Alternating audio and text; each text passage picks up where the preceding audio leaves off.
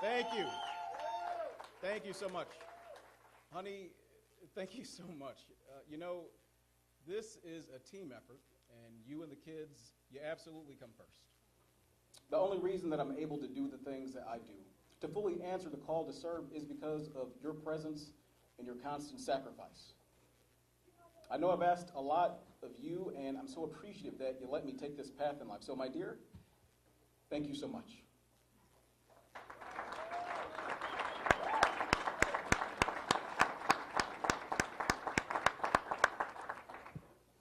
Well, folks, we did it!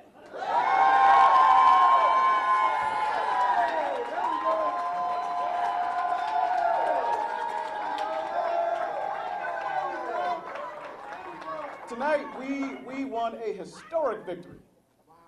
Our campaign over the next 49 days is a mandate to take this city in a new direction, to bring the kind of change we so desperately need to Milwaukee. The top priority is to make our city safer.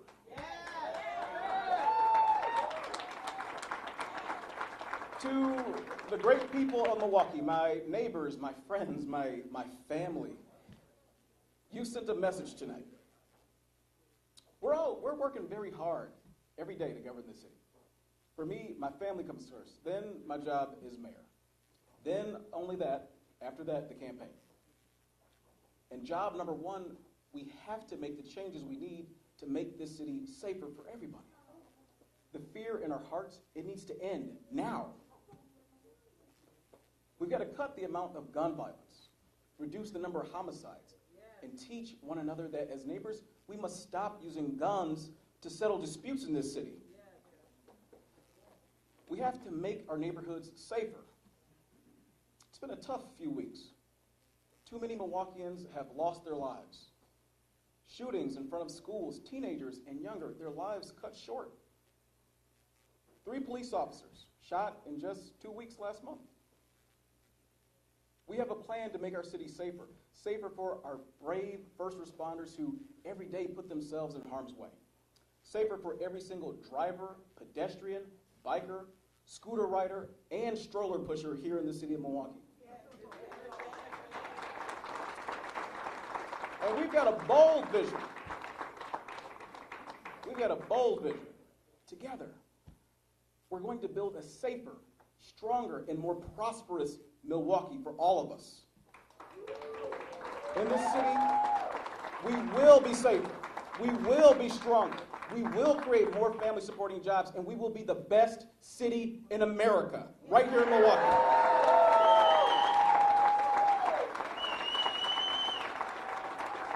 And I believe I'm the right person for this moment. Let me tell you why. I have lived the struggles that you have lived. I'm from this city. I'm not someone who's learned what Milwaukee's challenges are. I have lived those challenges. I'm a black man who's seen the best and the worst in this community. I know firsthand what continuously moving from house to house feels like. I know what it's like to be the student who's new at a different school each and every single year. I've been the victim of crime in this city, and I have a bullet in my car to prove it. I've got a brother who runs a prison facility and another brother who has been a prisoner in that facility. I've lived the struggles that you've lived. I am from this city. And Dominique and I, we're raising these 3 kids, Oliver, Madison, and Bella.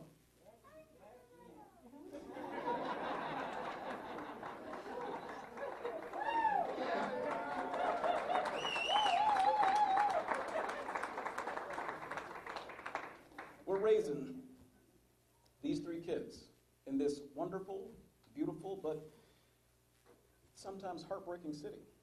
And when violence is happening steps away from where they play, I know that we must do better. We have to do better. As we look ahead, we need to invest in all the things that make our city safer, stronger, and more prosperous. With rising crime, we can't also have rising response times. We need to invest in our police and get more police out of the station and on patrol.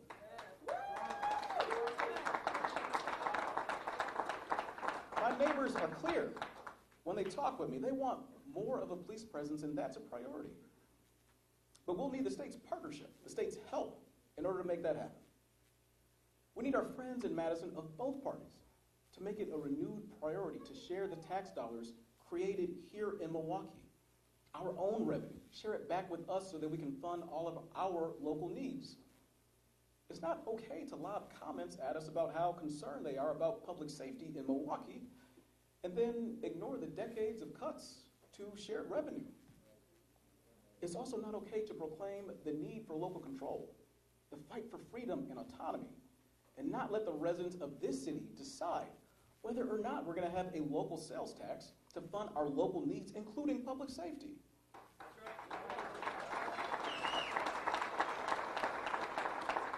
And we are united.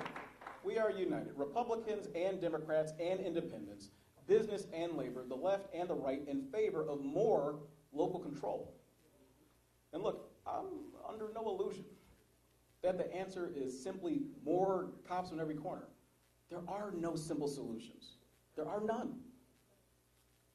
It's neighborhood healing. It's standing up for one another. It's giving our youth alternatives to violence. It's teaching safe driving. It's building and rebuilding the community right here in Milwaukee. We're united in investing in a comprehensive strategy to end violence. It's not just more cops, but also more violence interruption. Not just more enforcement, but also more prevention. The other issue that we're united on is growing our city. As I said, we've got a big and bold vision for Milwaukee. It's not about just nibbling on the edges and trying to get back to 600,000 people. The question is, how do we build on our strengths and really envision the community we all want to live in? If we're doing well at everything that matters, at providing safe streets, great health care, quality education, if we have arts and culture that attract people from all over the world, even more than we do now, if we have great family-supporting jobs, yes, in manufacturing, but also in technology and in finance and in urban agriculture and in tourism and the arts, how do we grow to become a city of 1 million people or more?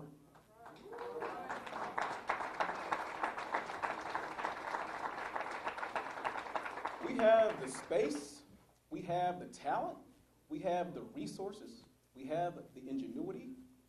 We just need to have the will to do it. And look, this isn't just growth for growth's sake. We can be a leader in so many ways. First and foremost, we need to build our middle class, especially our black middle class, our Asian middle class, and our Latino middle class right here in the city of Milwaukee.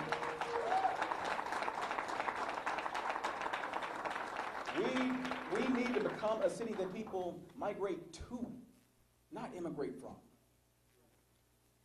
We need a strong, creative culture to attract the next generation.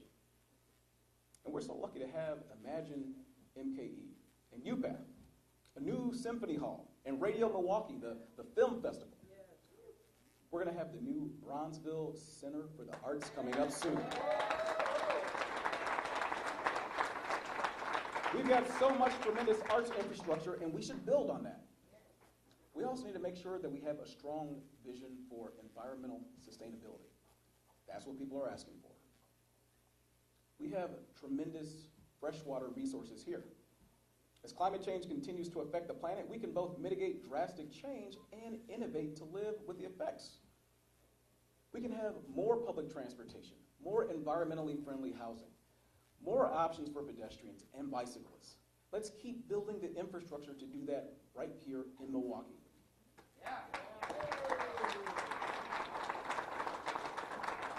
Finally, we have got to invest in our neighborhoods. We got to do it. Now, some neighborhoods are doing extremely well, but I want to see every neighborhood getting stronger. Every neighborhood. Capitol Heights, where I live, Halyard Park, Lindsay Heights, Walker Square, Jackson Park, the Garden District, Haven Woods, every neighborhood in Milwaukee.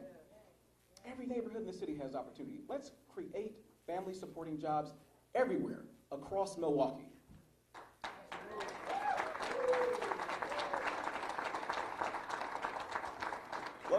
We just spent 2 years in the pandemic, and it's not over. And it won't be over until we can get everyone we can vaccinated. We still got work to do. But in my first 7 weeks as mayor, we've vaccinated thousands of residents in the city. We've also handed out over 1 million N95 quality masks, and we need to keep at it. With so much of what we're facing, it's racial injustice that's left us in a worse place.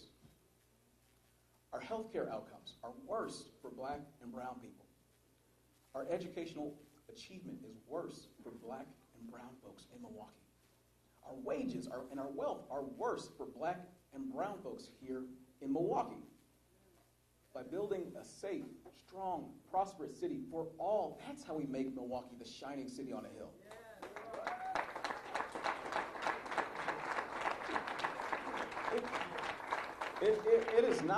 It is not racial equity or economic strength. It's prosperity because we include everyone.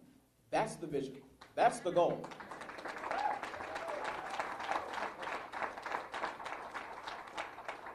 Now, before I run out of time, I must remember to thank some folks. And there are so many people to thank. So let me thank my team. You guys, we did it!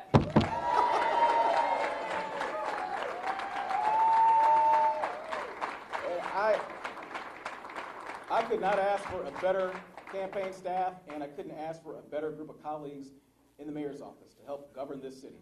And together, we're ready to meet the challenges that are in front of us. Let me thank my supporters, my volunteers. You've given your time, your energy, your treasure.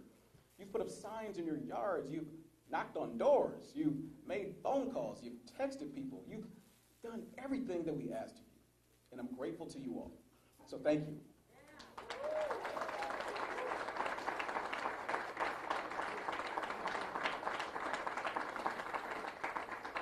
I'd also like to thank all of those people that put their names forward, put their names on the ballot, and brought thoughts that we need to move our city forward.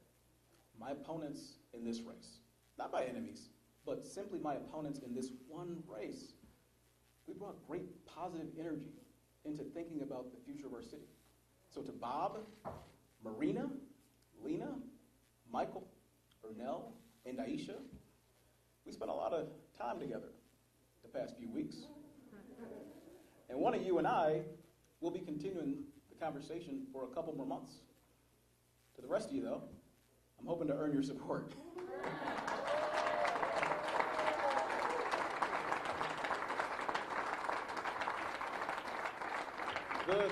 The journey, though, is not over. So let me say it one more time. Together, we're going to build a safer, stronger, and more prosperous Milwaukee. We will be safer. We will be stronger. We will create more family-supporting jobs, and we will be the best city in America, right here in Milwaukee. And if I have the honor of winning in April and being your mayor for the next 2 years and then beyond, we will make it happen. So thank you again. Dominique, kids, Madison, Oliver, Bella, to my team, and all of you, thank you. FOX6, God bless you, God bless our city, God bless Milwaukee. Let's go.